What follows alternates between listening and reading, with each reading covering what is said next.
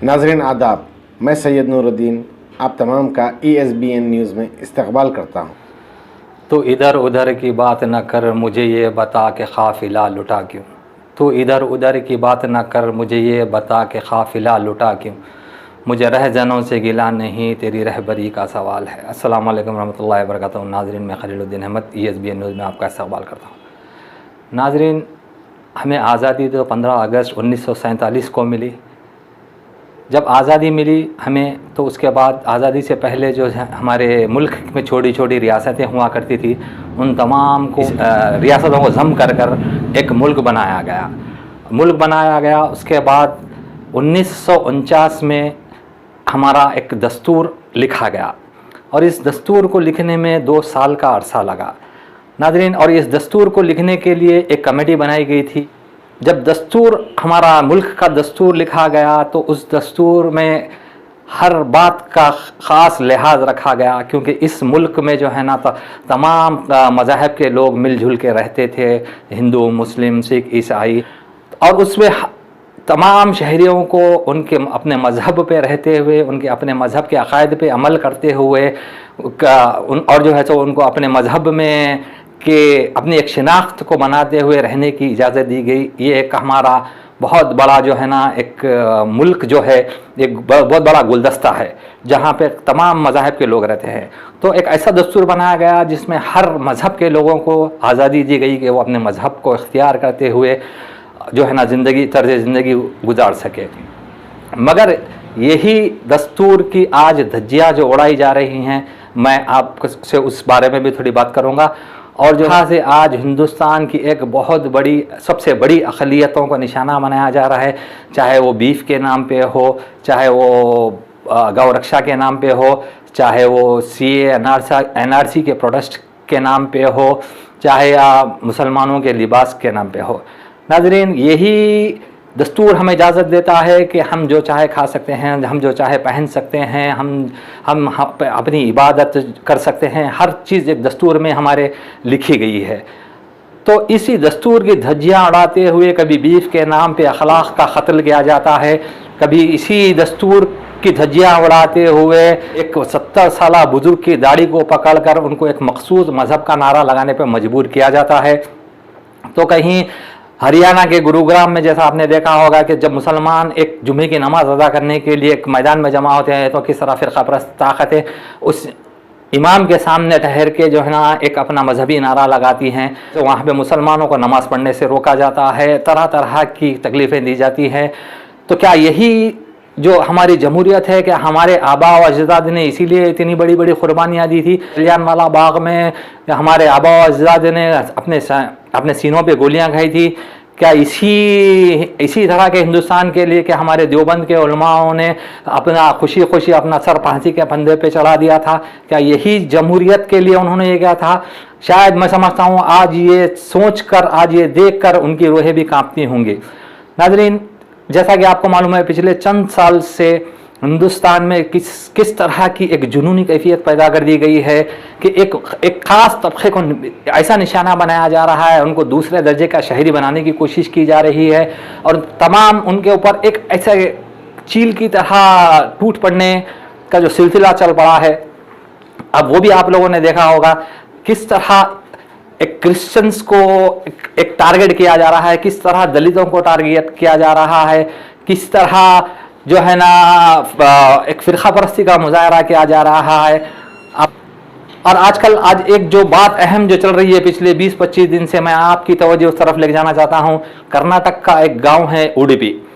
उस उडुपी में आप देखिए, पिछले 25 दिन से जब लॉकडाउन के बाद स्कूल खुले, तो वहाँ पर एक उडुपी में एक गवर्नमेंट का इंटर कॉलेज है।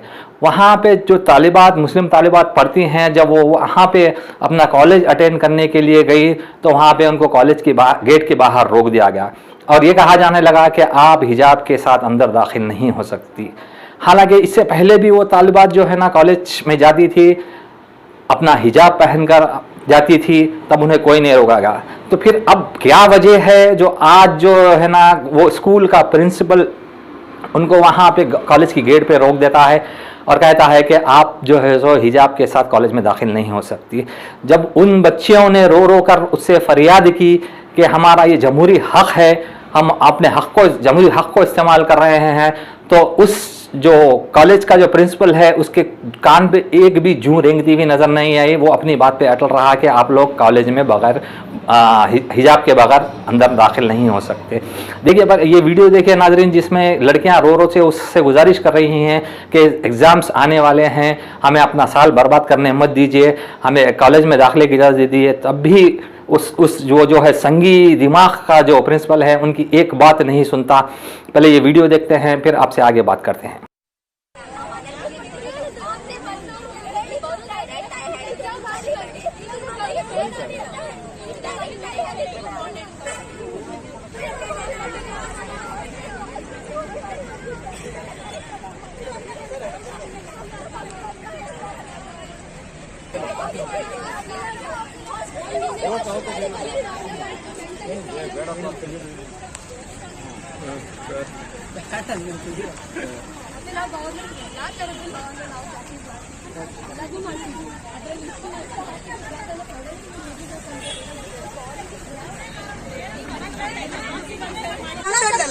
ಅವ್ರು ಯಾಕೆ ಅವಾಯ್ಡ್ ಮಾಡ್ತಿದ್ದಾರೆ?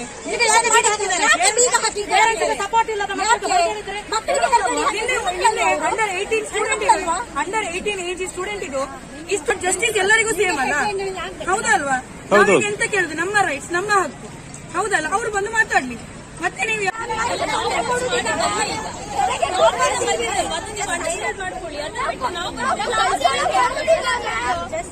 ಇದೀಗ ರೂಲ್ಸ್ ಮಾಡಿದ್ದು ನಮ್ಮ ಕಾಲೇಜಲ್ಲಿ ಇರ್ಬೋದು ಅಥವಾ ಬೇರೆ ಕಾಲೇಜಲ್ಲಿ ಮಾಡಿದ್ದಲ್ಲ, ಗವರ್ಮೆಂಟ್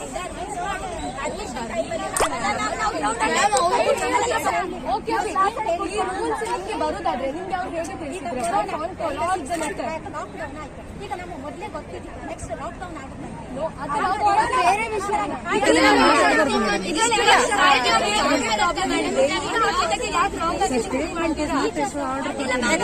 ಮುಂದುವರಿಸಿ ಅಂತ ಈಗ ನಿಮ್ಮ ನಿಧಾನ ಮಾಡಿದ್ರೆ ಬೇರೆ ಸುಮ್ಮನೆ ತರ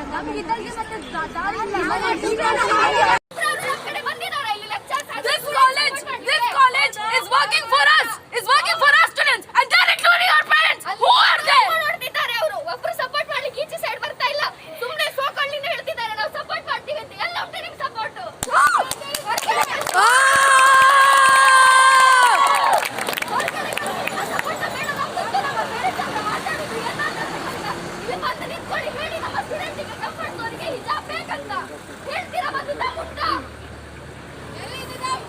Students are like family. We are family. This is our respect.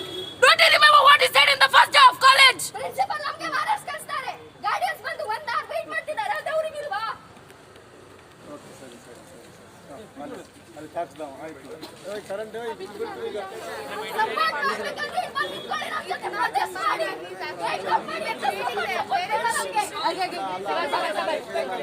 तो नाजरीन, आपने ये वीडियो देखी कि किस तरह वो लड़कियां उससे रो रो के अपनी गुजारिश कर रही हैं कि हमको कॉलेज में जाने की इजाज़त दीजिए, मगर उस कॉलेज में उन लोगों को दाखिला नहीं दिया जाता। तो मजबूरन वो लड़कियां कॉलेज की गेट के सामने बैठकर एहतजाज दर्ज करवाती हैं, मगर फिर भी कॉलेज के इंतज़ामिया के जो कान पे जूं नहीं रेंगती। अब इसका देखा देखी करते हुए कर्नाटक के कई कॉलेजों में ये सिलसिला शुरू हो चुका है कि उनको कॉलेजों में बगैर हिजाब के दाखिल होने के लिए कहा जा रहा है। जब ये लड़कियां एहतजाज कर रही थी नाजरीन, तो कुछ शरपसंद लोगों ने एक दूसरे फ़िरक़े की लड़कियों को और लड़कों को जो है ना गले में भगवा खंडवा डालकर उनको जय श्री राम के नारे लगाते हुए कॉलेज में जा रहे हैं। आखिर ऐसी कौन सी ताकतें हैं जो पीछे जो इन बच्चों का दिमाग जहन जो है ना गंदा कर रही हैं और उनको मजबूर कर रही हैं? हालांकि बच्चों में तो उतनी अकल होती नहीं है। आखिर कौन सी ताकतें हैं, जो ऐसे कौन सी क़ुव्वतें हैं जो है ना इन मासूम बच्चों के जहनों को इतना गंदा कर रही हैं? और पिछले जो 20-25 दिन से जब ये एहतजाज चल रहा है नाजरीन, तो हमारे मुल्क के वज़ीर आज़म जो अपना 56 इंच का सीना होना का दावा करते हैं, उन्होंने या किसी और लोगों ने भी, यहाँ तक कि कर्नाटक की सरकार ने भी आगे आके कोई बयान नहीं दिया। और कहा जा रहा है कि अब ये मामला कोर्ट में भी पहुंच चुका है और कोर्ट की हियरिंग भी होने वाली है। देखना कोर्ट से क्या रिजल्ट इसका निकल के आता है। तो आप देखिए ये किस तरह की हरकतें हिंदुस्तान में पेश आ रही हैं, किस तरह के वाक़यात हिंदुस्तान में पेश आ रहे हैं, एक दूसरे के ख़िलाफ़ किस तरह नफ़रत का माहौल पैदा किया जा रहा है। आखिर ये क्यों, इसकी वजह क्या है? हमारा मुल्क जो अमन का गहवारा माना जाता था, हमारा मुल्क जो अपनी कौमी एकजुटती के लिए माना जाता था, जो दूसरे मुल्क के लोग हमारे मुल्क के लोगों से मिसाल लेते थे, आज उस मुल्क को किसकी नज़र लग गई और क्यों ये ऐसे वाक़यात दिन पे दिन पिछले 7-8 साल से पेश आ रहे हैं? इसको समझने की ज़रूरत है और सोचने की ज़रूरत है नाज़रीन। और कहा यह भी जा रहा है कि अब इस वक्त फ़िलहाल कर्नाटक में उडुपी का माहौल बहुत कशीदा है और ये एहतजाज अब जो है ना कॉलेज से हटकर सड़कों पे भी आने लगा है। तो आखिर इसके पीछे क्या ताकतें हैं और कौन सी ताकतें हैं जो हमारे मुल्क को बदनाम करने पे तुली हुई हैं, तनाव का माहौल पैदा कर रही हैं हमारे मुल्क में? ना ये किसी कौम के लिए अच्छा है, ना किसी मुल्क के लिए अच्छा होता है ऐसे माहौल। तो नाज़रीन, हमारी आपसे गुजारिश है कि आप लोग अपने शहरों में अपने ऐसा माहौल पैदा होने ना दें और आप लोग एक जहदी से, जिस तरह पहले से आप लोग रहते आ रहे हैं, इस तरह से आप एक जहदी का मुजाहरा करें। और बाकी और ऐसी खबरें हम जो है ना आपके सामने बड़ी बेबाकी से लाते हैं। आप हमारी हौसला अफजाई कीजिए और हमारे चैनल को लाइक कीजिए, सब्सक्राइब कीजिए और ज़्यादा से ज़्यादा शेयर कीजिए। शुक्रिया।